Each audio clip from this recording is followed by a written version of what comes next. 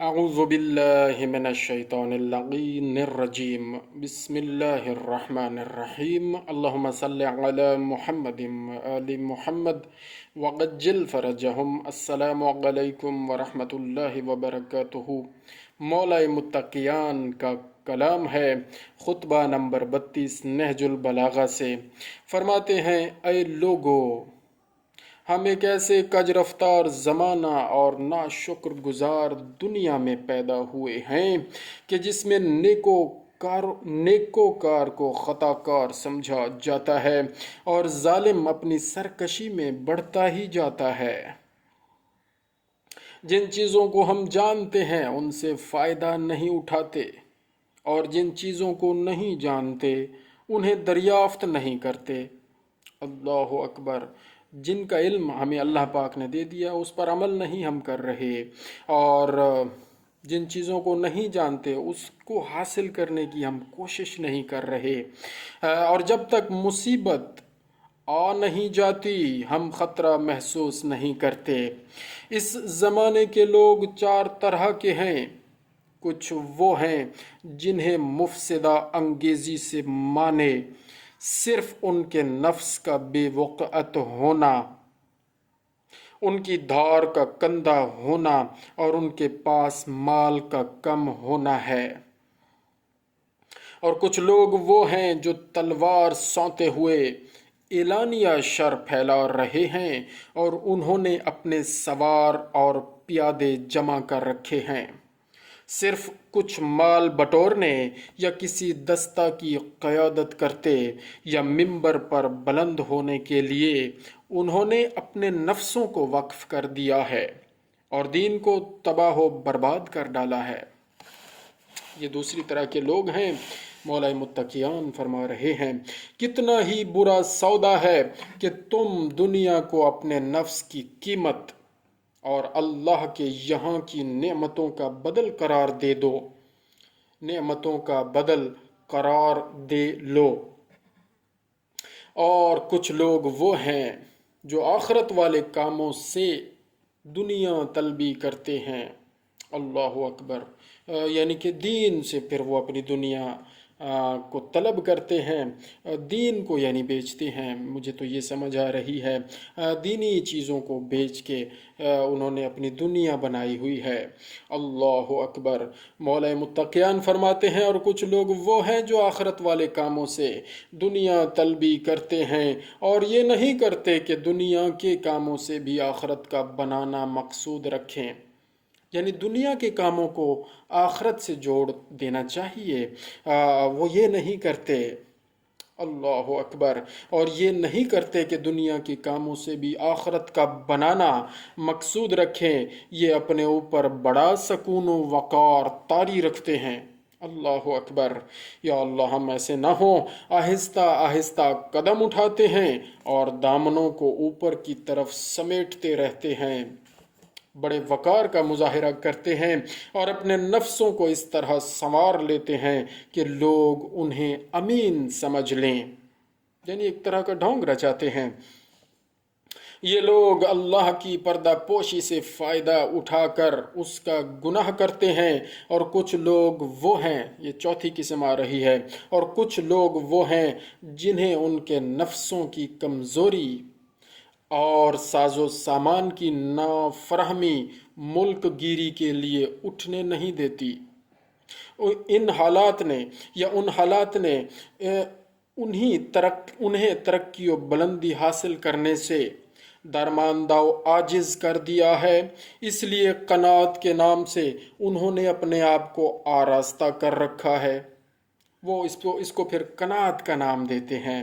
یہ جو چوتھی قسم کے لوگ ہیں، بیسیکلی فرما رہے ہیں مولا کہ ان کے نفسوں کی کمزوری اور ساز و سامان کی نافرہمی ملک گیری کے لیے انہیں اٹھنے نہیں دیتی، اور پھر اس چیز کو وہ قناعت کا نام دیتے ہیں۔ اور کیا فرمایا مولا متقیان نے، انہوں نے اپنے آپ کو آراستہ کر رکھا ہے اور زاہدوں کے لباس سے اپنے کو سجا لیا ہے، حالانکہ انہیں ان چیزوں سے کسی وقت کبھی کوئی لگاؤ نہیں رہا، یعنی زاہدوں کا لباس ہی صرف پہنا ہوا ہے اور زہد سے ان کو لگاؤ ہی نہیں ہے، حالانکہ انہیں ان چیزوں سے کسی وقت کبھی کوئی لگاؤ نہیں رہا۔ اس کے بعد تھوڑے سے وہ لوگ رہ گئے جن کی آنکھیں اب یہ 4 قسم کے ہو گئے۔ اب مولا فرماتے ہیں جو باقی رہ گئے وہ کیا ہیں؟ اس کے بعد تھوڑے سے وہ لوگ رہ گئے جن کی آنکھیں آخرت کی یاد اور حشر کے خوف سے جھکی ہوئی ہیں۔ یہ آخرت والے لوگ ہیں، اور پھر ان میں بھی کیٹیگریز ہیں۔ جن کی آنکھیں آخرت کی یاد اور حشر کے خوف سے جھکی ہوئی ہیں اور ان سے آنسو رواں رہتے ہیں، ان میں کچھ تو وہ ہیں جو دنیا والوں سے الگ تھلگ تنہائی میں پڑے ہیں، اور کچھ خوف و ہراس کے عالم میں ذلتیں سہ رہے ہیں، اور بعض نے اس طرح چپ سادھ لی ہے کہ گویا ان کے منہ باندھ دیے گئے ہیں۔ کچھ خلوص سے دعائیں مانگ رہے ہیں، کچھ غم زدہ و درد رسیدہ ہیں جنہیں خوف نے گمنامی کے گوشہ میں بٹھا دیا ہے، اور خستگی و درماندگی ان پر چھائی ہوئی ہے، وہ ایک شور دریا میں ہیں، اور بریکٹ میں ہے کہ باوجود پانی کی کثرت کے پھر بھی وہ پیاسے ہیں۔ ان کے منہ بند اور دل مجروح ہیں۔ انہوں نے لوگوں کو اتنا سمجھایا بجھایا کہ وہ اکتا گئے، اور اتنا ان پر جبر کیا گیا کہ وہ بالکل دب گئے، اور اتنے قتل کیے گئے کہ ان میں نمایاں کمی ہو گئی۔ اس دنیا کو تمہاری نظروں میں کیکر کے چھلکوں اور ان کے ریزوں سے بھی زیادہ حقیر و پست ہونا چاہیے۔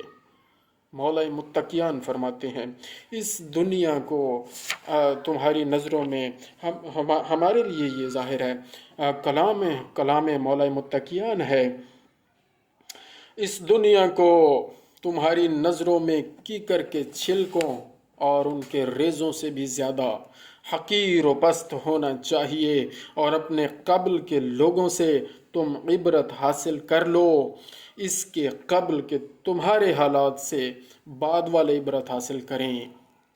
اللہ اکبر۔ یا اللہ ہمیں عمل کرنے کی ہمت، قوت، ہدایت اور توفیق عطا فرما، اور اس دنیا کی برائی محسوس کرتے ہوئے اس سے قطع تعلق کرو۔